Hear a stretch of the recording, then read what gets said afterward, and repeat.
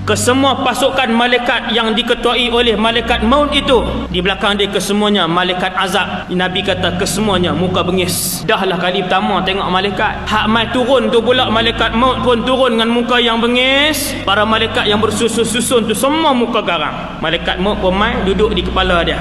Wahai roh yang keji, keluarlah kamu kepada kemurkaan Allah. Tuan-tuan, bila dia sebut macam tu, Nabi kata roh tadi bertempiaran dalam badan dia, kemudian direntap oleh malaikat maut. Nabi kata rentap tadi, nak rasa sakit tak sakit, seperti mana kita tarik duri-duri yang melekat pada bulu kambing yang sedang basah, bahkan sehingga terkeluar bulu kambing setiap duri yang ditarik. Begitulah nyawa orang-orang yang bawa roh yang busuk, yang jahat, yang keji untuk menghadap Allah, direntap oleh malaikat maut. Fayakhudhuha, dia pun ambil, pakaikan pakaian yang busuk tadi, bawa pergi ke langit. Lalu malaikat azab tak sah ni, malaikat azab setiap kali lalu mereka akan kata ma hadhihi ruhul muntinah, ni roh siapa yang busuk teruk sangat ni. Malaikat pun jawab, ini roh fulan ibn fulan. Nama siapa? Nama kita. Dia akan diseru dengan nama yang paling buruk bagi dia di atas muka bumi. Malaikat langit sampai ke langit pertama, malaikat azab minta izin, la yustaftah, langit tidak dibuka. Roh mereka pergi ke mana bila langit tidak dibuka? Allah sebut dalam Quran, la tufattahu lahum abwabus samaa'i wa la yadkhulunal jannah, mereka takkan masuk dalam syurga hatta yalijal jamalu fi sammil khiyat, sehinggalah seekor unta boleh masuk ke dalam lubang jarum, barulah puak-puak ni masuk syurga. Tuan-tuan, lubang jarum, unta nak masuk bila? Dia naik esok, Tuhan tutup pintu langit, hang jangan masuk.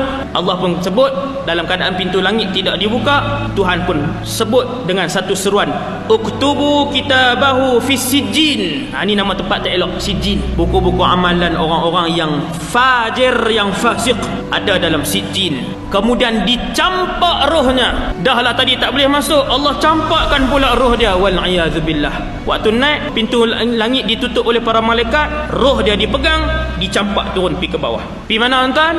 Kembali ke dalam jasadnya dulu. Sebab apa? Nak tanya dulu. Masuk balik dalam jasad dia, maka datanglah dua malaikat, Munkar dan Nakir. Malaikat Munkar dan Nakir pun mai tanya dia, man rabbuka, siapa Tuhan kamu? Dia jawab, la adri. Ketika itu dia faham soalan itu, iaitulah siapa Tuhan kamu. Jawapannya mudah saja, Tuhanku Allah. Tetapi mulut dia seolah-olah dikunci, kerana amalan baiknya tiada untuk membuatkan dia boleh jawab Rabbi Allah. Dia jawab la adri, aku tak tahu. Keluar daripada mulut dia kata Rasulullah, aku tak tahu. Malaikat tanya, madinuka, apa agama kamu? Dia kata dua kali lagi. Dia kata tak tahu. Kemudian soalan ketiga, apa yang kamu, i'tiqad kamu kepada lelaki yang dihantarkan kepada kamu? Rasulullah lah. Kalau kita jawab huwa Rasulullah, orang yang membawa ruh dan amalan yang buruk, dosa yang banyak, dia akan jawab la adri, aku tak tahu. Maka dia diseru daripada langit, iaitu dengan seruan, dia telah berbohong, sediakan tempatnya seperti dalam neraka, bukakan kepadanya satu pintu yang terus menuju ke neraka. Maka kata Rasulullah SAW, ketika itu kepanasan daripada neraka datang melalui pintu yang dibuka, duk kena dia.